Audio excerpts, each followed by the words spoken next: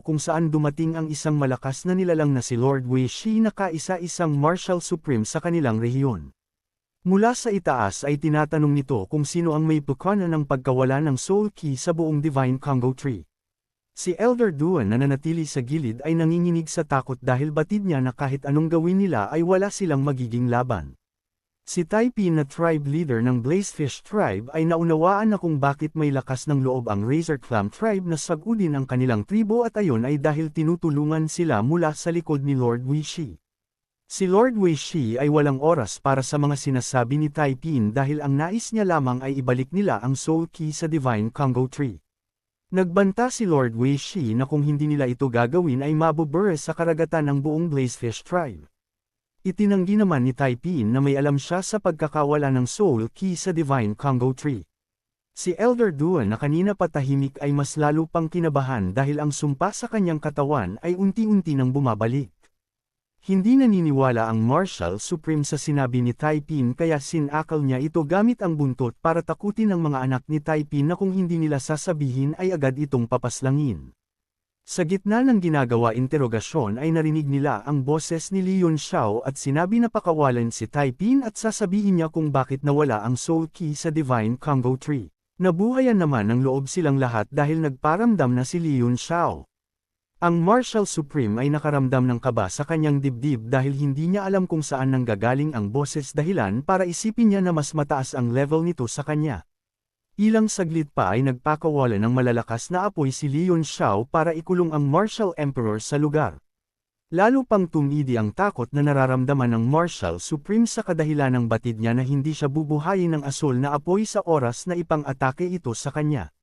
Ibinato ng Marshal Supreme si Taipin at agad na tumakbo palabas upang makawala sa apoy subalit sa pag-aakalang kakayanin ng kanyang katawan ang apoy ay doon siya nagkakamali. Sa oras na tumama ang apoy sa katawan ng Marshal Supreme ay nanatili ito sa kanyang katawan at kahit anong gawin nito ay hindi niya matanggal ang apoy na unti-unti siyang nilalamon. Hindi makapaniwala ang Marshal Supreme sa nangyayari sa kanya ngayon dahil sa hinaba-haba ng kanyang buhay at ilang daang taon niyang pagiging pinakamalakas sa kanilang region ay ngayon lamang siya nakaranas ng ganito. Hindi niya lubos maisip na mamamatay lamang siya ng walang kalaban-laban at hindi man lang nakikita ang kanyang kalaban.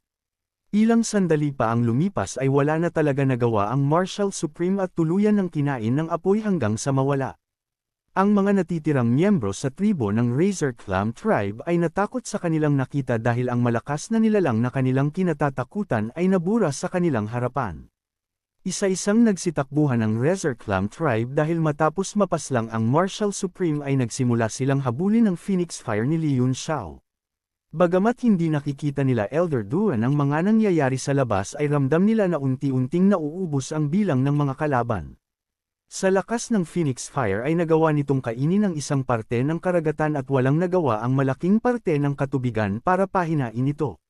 Sa labas ng karagatan ay nakaramdam ng pag-init sa katubigan ng mga bantay na madirigma ng Blazefish tribe. Ilang sandali pa ay biglang lumabas ang nagwawalang apoy sa ibabaw ng katubigan at sa lakas ng apoy ay nagdulot ito ng pagkatuyo ng isang parte ng karagatan at kinalaunan ay ang pagkahati ng karagatan sa dalawa. Sa malayong parte ng karagatan ay nag-eensayo ang isang nilalang na siyang kinikilala bilang hari ng South Sea Region na si Qin Ming. Bagamat sobrang layo ay naramdaman nito ang lakas na taglay ng Phoenix Fire kaya tinawag niya ang isa niyang alagad na kilala sa buong kontinente na si Temung Yaksha para alamin ang kaganapan. Dumating naman agad si Temung Yaksha para pakinggan ang utos ng kanyang hari. Ipinag-utos ni Qingming na magtungo ito sa lugar kung saan nagmumula ang malakas na enerhiya at alamin kung sinong malakas na nilalang ang bumisita sa kanyang rehiyon na pinamumunuan at pagkatapos niyang malaman ay agad na bumalik para ipagbigay alam sa kanya.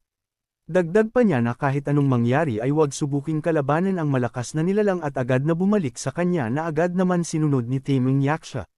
Makalipas ang 3 araw ay patuloy pa ding tinutupok ng Phoenix Fire ang karagatan at nag-aalala na ang Blazefish tribe sa kadahilanang kung ito ay magpapatuloy ay kinakailangan na nilang lumipat ng tirahan. Ilang sandali pa ay nagkaroon ng malakas na paggalaw sa karagatan at unti-unti nang bumabalik ang anyo ng katubigan. Nang mawala ang apoy ay laking gulat nila Elder Duan na nawala din kasabay nito ang Divine Congo Tree. Maya-maya pa ay lumabas ang malakas na liwanag sa madilim na parte ng karagatan at nakita nila mula doon si Leon Xiao bilang isang phoenix na kabubuhay lamang. Si Leon Xiao nakakabalik pa lamang ay agad na naramdaman ang isang malakas na nilalang na isang Nine Heavens Martial Sovereign na nagtatago sa void space habang siya ay pinapanood kaya agad niya itong tinawag na lumabas at magpakita. Agad naman lumabas si Taemung Yaksha at sinabi na kumalma si Leon Xiao at narito lamang siya para alamin ang pagkakakilanlan ng malakas na nilalang na bumisita sa kanilang teritoryo. Nakilala naman agad ni Leon Xiao si Taemung Yaksha at matapang niya itong pinalayas. Nabigla si Taemung Yaksha sa inasta ni Leon Xiao dahil sa nakikita niya ay isa lamang itong martial lord subalit ang aura at pressure na nilalabas ni Leon Xiao ay sapat na para manginig sa takot ang kanyang kaluluwa. Sa isip-isip ni Taemung Yaksha ay tinatago lamang ni Leon Xiao ang kanyang cultivation level at hindi talaga ito isang martial lord dahil ang pressure at apoy pa lamang na ginamit ni Leon Xiao kanina ay sapat na para lagpasan ang lakas niya bilang isang Nine Heavens Martial Sovereign.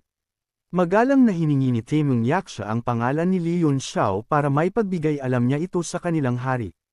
Mayabang naman na sinagot ni Leon Xiao na kung nais nilang malaman ang kanyang pangalan ay kailangan niyang papuntahin mismo si Qinming sa kanya para ito ang humarap sa kanya. Dagdag pa niya na kung hindi aalis si Taemung Yaksha sa loob ng 3 bilang ay kailanman ay hindi na siya makakaalis pa at papaslangin siya ni Leon Xiao.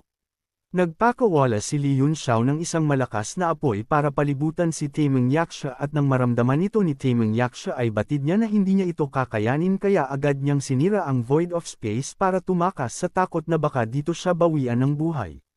Bago umalis si Taemung Yaksha ay sinabi nito na kumalma si Leon Xiao at ipagbibigay alam na lamang niya sa kanilang hari ang kanyang pinapasabi. Matapos ang ilang sandali ay tuluyan nang nakaalis si Taemung Yaksha at nakahinga na din ng maluwag si Leon Xiao dahil nagawa niyang takutin ang isang Nine Heavens Martial Sovereign. Laking pasasalamat naman niya na mayroon pang natitirang Phoenix True Fire nang dumating si Taemung Yaksha dahilan para magawa niya itong matakot dahil hindi niya lubos maisip na sa lakas ng Komos iyon ay maaalarma niya ang isa sa 4 na hari ng karagatan. Habang siya ay nagmumuni-muni ay bigla nagkaroon ng pagbabago sa kanyang katawan dahil unti-unti itong nagbibitak. Masaya naman si Leon Xiao sa nangyayari dahil totoo ang sinabi ng Divine Spirit at umangat nga ang level ng kanyang Tyrant Body Technique at naging 2nd level.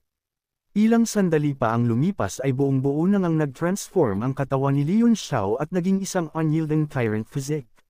Sa lakas ng kanyang katawan sa kasalukuyan ay kayang tumbasan ang lakas ng isang Martial King Realm at idagdag pa na isa na din siyang Martial Lord na talaga namang labis na katulong sa kanya ang Divine Congo Tree. Nilingon ni Leon Xiao ang kanyang mga kasama na malapit nang maging inihaw dahil sa Phoenix Fire. Si Taeming ay hindi na nakapagpigil at tinanong kung ang pinalayas ba kanina ni Leon Xiao ay si Taemung Yaksha na mula sa Crystal Quartz Palace. Agad namang kinumpirma ni Leon Xiao na ang dumating kanina ay si Taemung Yaksha. Nabigla naman sila dahil ang Yaksha tribe ay kabilang sa pinakamalakas na tribo ng South Sea Region at ikalawa lamang sa Royal Tribe subalit nagawa itong matakot ni Leon Xiao. Maging si Elder Duan ay ngayon lamang napagtanto na ang nilalang kanina na lumabas sa void space ay isang Nine Heavens Martial Sovereign dahil nagawa nitong wasakin ang void space ng walang kahirap-hirap. Hindi siya makapaniwala sa tapang ni Leon Xiao na takutin ang isang Martial Sovereign gamit lamang ang Phoenix Fire. Lalo pang nagulat si Elder Duan sa kanyang nakita dahil napagtanto niya na isa na palang Martial Lord si Leon Xiao na kamakailan lang nang magsimula silang maglakabay ay isa lamang itong 1-star Martial Great Master. Hiniling ni Elder Duan na suntukin siya ni Leon Xiao para malaman kung panaginip lang ba ang lahat ng nangyari na agad naman siyang bigyan ni Leon Xiao at sa lakas ng suntok ni Leon Xiao ay lumipad palayo si Elder Duan. Namangha naman si Leon Xiao sa lakas ng kanyang katawan dahil kahit hindi siya gumamit ng Yuan Qi sa ginawa niyang atake ay nagawa nitong patalsikan ang isang 7-star Martial Grandmaster. Initusan ni Leon Xiao na agad na silang umalis sa lugar dahil anumang oras ay maaring dumating si Yaksha kasama si Qinming na kung magkataon ay tiyak ang kanilang kamatayan dahil ubos na ang residual ng Phoenix True Fire sa kanya. Sa kanilang pag-alis ay hindi nila namalayan ang malakas na paghigop ng katubigan na nagmula sa ginawang butas ng mga ugat ng Divine Congo Tree na nasunog ng Phoenix Fire. Inutusan ni Leon Xiao na maghanda ang lahat dahil malakas ang current na manghihila sa kanila pababa. Ilang sandali pa ang lumipas ay tumigil na din ang paghigop ng tubig kaya nakabangon na muli si Li Yunxiao. Si Li Yunxiao ay bumilib sa kanyang katawan dahil hindi ito nagtamo ng matinding damage kahit na sobrang lakas ng sinalo niyang pressure. Sa pag-aalala ni Li Yunxiao na hindi kayanin ng Tribe Chief ang lakas ng pressure ay hinanap niya agad ito gamit ang Universal Detect. Ilang sandali lamang ay nakita na niya ang kanyang mga kasama at sa hindi inaasahan ay nakita niya rin si Guardian Heng na tumatakbo habang nanghihina dahil sa nangyaring kaganapan. Masama pa din ang loob ni Guardian Heng kay Li Yunxiao dahil napakalaking pagkakataon ang kanyang nasayang sa ginawa ni Li Yunxiao. Habang tumatakbo si Guardian Heng ay lumabas si Li Yunxiao mula sa likuran at inatake ito na agad naman niyang nailagan. Binyantaan ni Guardian Heng si Li Yunxiao na magtigil sa kanyang ginagawa dahil kahit na siya ay sugatan at nanghihina ay mabilis niya lamang mapapaslang ang isang kagaya ni Li Yunxiao subalit hindi nito natakot si Li Yunxiao na patuloy pa din ang ginagawang pag-atake sa kanya. Hindi makapaniwala si Guardian Heng dahil hindi man lang natitinag si Li Yunxiao kahit na ang lamang niya sa cultivation level ay 3 beses na mas mataas kay Li Yunxiao dahil isa lamang itong martial lord samantalang siya ay isang martial emperor. Sa kanyang pagtakbo ay bigla niyang napagtanto na si Li Yunxiao ay isa lamang martial great master nang simula silang magkita at ilang araw pa lamang ang nakakalipas subalit ngayon ay isa na itong ganap na martial lord. Dahil wala nang magawa si Guardian Heng ay hindi na siya nagsalita at kinain na lamang ang kanyang pride bilang isang martial emperor at tumakbo ng nakayuko sa isang martial lord dahil para sa kanya ay mas mahalaga ang kanyang buhay.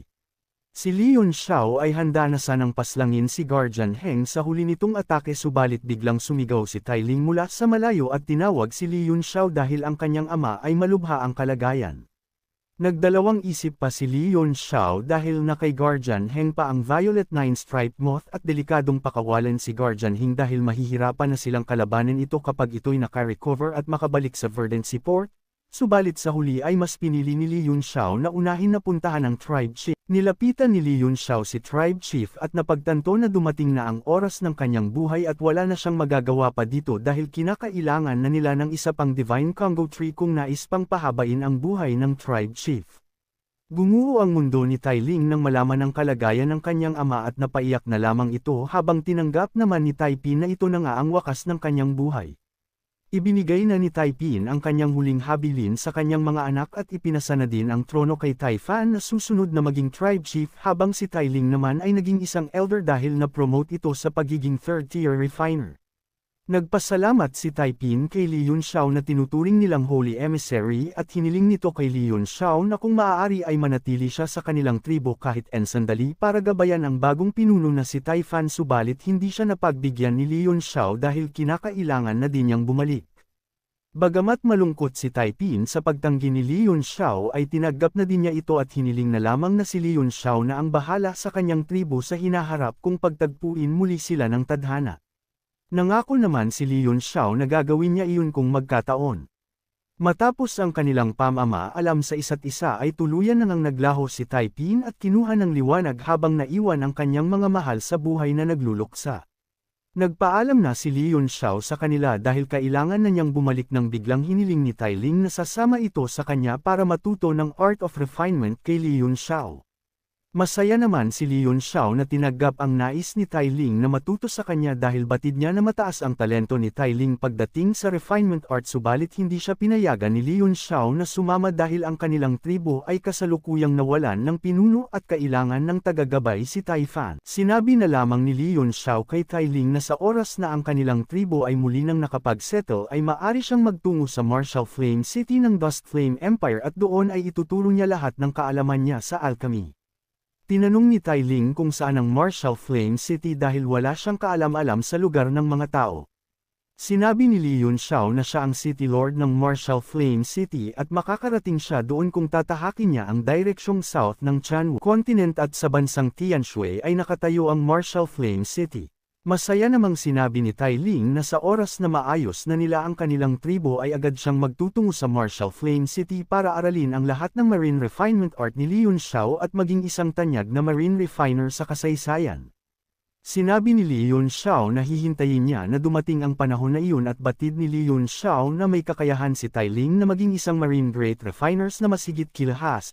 Shelly at Anson. Nabigla sila sa kanilang narinig dahil kahit ang mga tanyag na nilalang sa karagatan na kung tawagin ay 3 legendary great refiners ay kilala ni Li Yunxiao. Sinabi ni Li Yunxiao na ang mga hinahangaan nila ay mga matatanda lamang pagdating sa refining subalit mas may talent si Tai Ling sa mga iyon. Nagpasalamat sila kay Li Yunxiao sabay nagpaalam. Ilang saglit pa ay nakalabas na sila Li Yunxiao sa karagatan at dahil wala pa ang rainbow fog na kanilang gagamitin sa pag-alis sa isla ay umalis muna si Elder Duan para manghunt ng mga demon beast.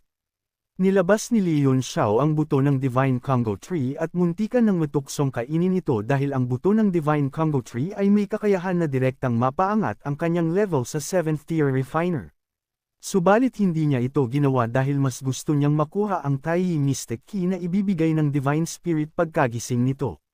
Sa paghihintay ni Li Yunxiao ay biglang dumating si Tai Fei dala-dala ang Tiger King battleship ni Li Yunxiao para ibalik sa kanya. Nang tignan ni Li Yunxiao ang kondisyon ng Tiger King battleship ay laking gulat niya nang sumambulat sa kanyang harapan ang mga napakaraming kayamanan na mula sa karagatan. Ilang sandali pa ang lumipas ay dumating na din ang kanilang hinihintay na rainbow fog at maaari na din silang makabalik. Ninais na sana ni Elder Duan pasukin ito subalit pinigilan siya ni Li Yunxiao dahil mayroon siyang hinihintay bago sila pumasok. Maya-maya pa ay dumating na din ang hinihintay ni Li Yunxiao na si Guardian Heng na mabilis lumipad sa rainbow fog. Sila Li Yunxiao ay mabilis na sumunod at agad itong sinundan para habulin at paslangin dahil delikado itong buhayin at makabalik sa Star Mansion Sect. Habang naglalakbay si Guardian Heng ay laking gulat nito nang makita niya ang isang atake sa kanyang likuran mula kay Li Yunxiao. Hinarap niya si Li Yunxiao at binalaan na lahat sila ay mamimaligro ang buhay kung dito sila maglalaban kaya hiniling ni Guardian Heng na ituloy na lamang ang laban paglabas nila ng Rainbow Fog. Itinago ni Li Yunxiao ang kanyang espada kaya nakahinga ng maluwag si Guardian Heng subalit sa pag-aakalang dito na magtatapos ang atake ni Li Yunxiao ay balak pala nitong umatake gamit ang Pink Crystal Dust. Inipon ni Li Yunxiao ang Pink Crystal Dust sa paligid para gamiting Energy Ball at ipang-atake kay Guardian Heng.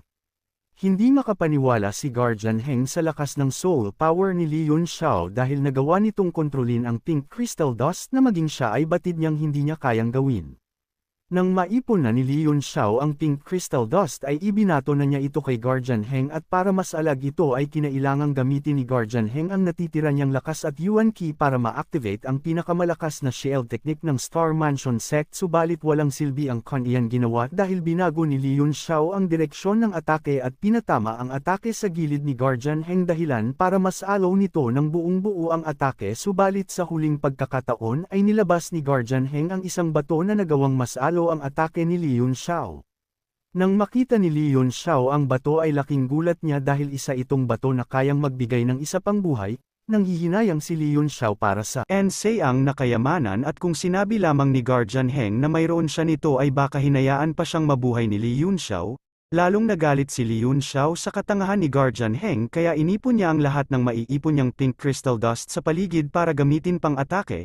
Nagmakaawa na si Guardian Heng kay Li Yunxiao at nangako na magiging sunod sa noran niya kapag binuhay siya nito subalit hindi si Li Yunxiao nagpaakit at tinuloy pa din ang atake kay Guardian Heng, dahil batid ni Guardian Heng na hindi na siya bubuhayin nito ay napilitan siyang isama na lang din sa hukay ang Violet 9 Striped Moth na nais makuha ni Li Yunxiao. Tumama ang malakas na atake kay Guardian Heng at tiyak na ang kamatayan nito subalit hindi inaasahan nila Li Yunxiao ang mga sumunod na nangyari. Si Guardian Heng ay biglang minulat ang mga mata at nagbigay ito ng kakaibang titig kila Li Yunxiao. Ilang sandali pa ay tumawa ito ng malakas na para bang sabik na sabik sa mga nangyayari. Nagbago ang isang mata ni Guardian Heng at tiningnan ng matindi sila Li Yunxiao dahilan para makaramdam sila ng kaba mula rito dahil nagawa ni Guardian Heng na makita ang estado ng katawan nilang dalawa bilang isang 4th tier refiner at isang martial emperor na may sumpa ang katawan. Winasiwas ni Guardian Heng ang kanyang kamay dahilan para magkaroon ng butas ang Rainbow Fog at agad ding umalis kaya naiwan sila Li Yunxiao na gulat na gulat. Hindi makapaniwala si Li Yunxiao sa kanyang nakita dahil si Guardian Heng ay sinaniban ng isang malakas na nilalang na mayroong malahalimaw na soul power dahil aminado siya na hindi niya kayang gawin ang ginawa nito. Dagdag pa niya na ang sumanib kay Guardian Heng ay isang malakas na refiner na kayang ihiwalay ang kanyang kaluluwa sa kanyang katawan at sumanib sa iba. Hindi lubos maisip ni Lee Yun Xiao na may makakatagpo siyang isang ligaw na si Spirit sa lugar ng Rainbow Fog na gumagamit ng possession technique. Maswerte si Lee Yun Xiao na hindi sila binigyan ng pansin ng malakas na refiner at agad umalis kaya pinag-utos niya kay Elder Duan na hanapin na nila ang Violet Nine Stripes Moth para makaalis na sa Rainbow Fog. Ilang sandali lamang ay nahanap na nila ang Violet Nine Stripes Moth at agad ding umalis sa Rainbow Fog. Masaya si Elder Duan dahil nakalabas na sila sa Rainbow Fog at nakalanghap na rin ng sariwang hangin.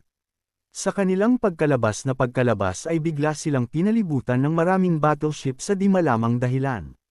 Abangan sa susunod nating kwento kung sino at bakit sila Lee Yun Xiao pinalibutan ng mga battleship pagkalabas nila ng Rainbow Fog. Sa pagpapatuloy din ng kwento ay masasaksihan natin sila Lee Yun Xiao at Elder Duan kung paano nila nanakawin ang isang 6th-tier Green Phoenix battleship ng Star Mansion sect bilang pagganti sa ginawa ni Guardian Heng na pagpapahirap sa kanila. Kung nais mong subaybayan ang ating kwento ay e-open mo lamang